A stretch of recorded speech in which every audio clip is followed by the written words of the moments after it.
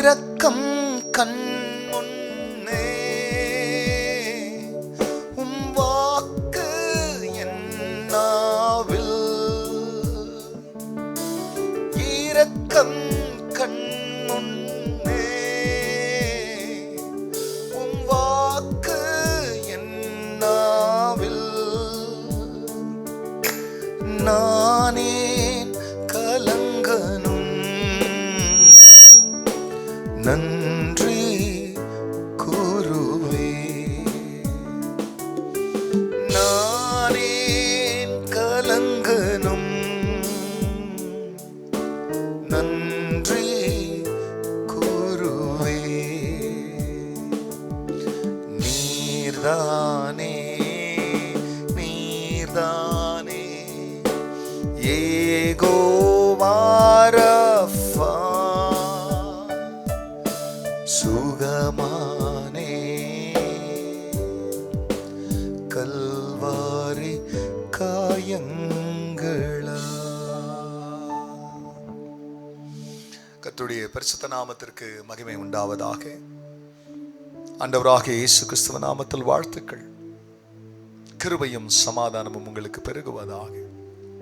அன்பானவர்கள், இந்த நாளிலேயும் தேவனாகிய கர்த்தர் நமக்காய் கொடுக்கின்றதான அவருடைய ஆலோசனையானது சங்கீதம் 119:13 நான் ஒருபொழுதும் உம்முடைய கட்டளைகளை மறக்க மாட்டேன், அவைகளால் நீர் என்னை உயிர்ப்பித்தீர். அன்பானவர்களே, கர்த்தருடைய வசனத்தை ருசித்தவர்களுக்கு நன்றாக தெரியும் கர்த்தருடைய வசனத்தின் வல்லமை எப்படிப்பட்டது. அவருடைய வசனத்தில் இருக்கிற வல்லமை நம்மை உயிர்ப்பிக்க கூடியது.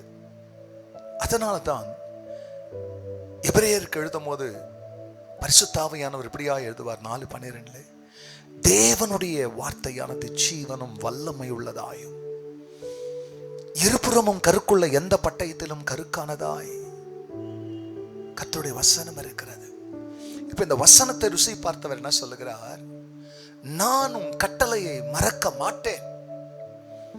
படிக்கிறதுக்கே நிறைய பேர் யோசிக்கிறாங்க.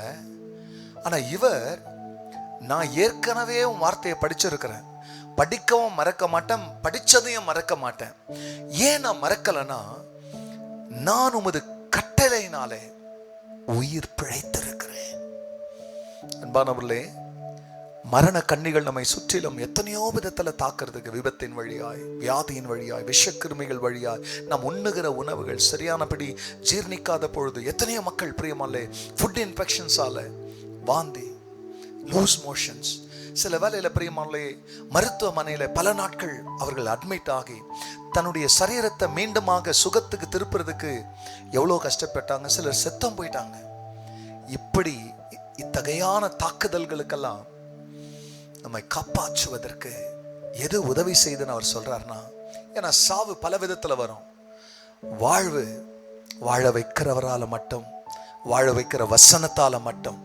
இதை அனுபவித்தவர் சொல்லுகிறார், நான் உன் கட்டளையை மறக்க மாட்டேன், ஏன்னா அதனால் நான் உயிர் பிழைக்கிறேன். ஆகையால் பயப்படாதீங்க. உயிர் பிழைக்க வைக்கிற, உயிர் பிரியமான வாழ வைக்கிற வசனம் இந்த காலவில் நம்முடைய செவிகள் துணித்திருக்கிறது. தொடர்ந்து பைபிளை படிங்க, நல்லா வாழ்வீங்க.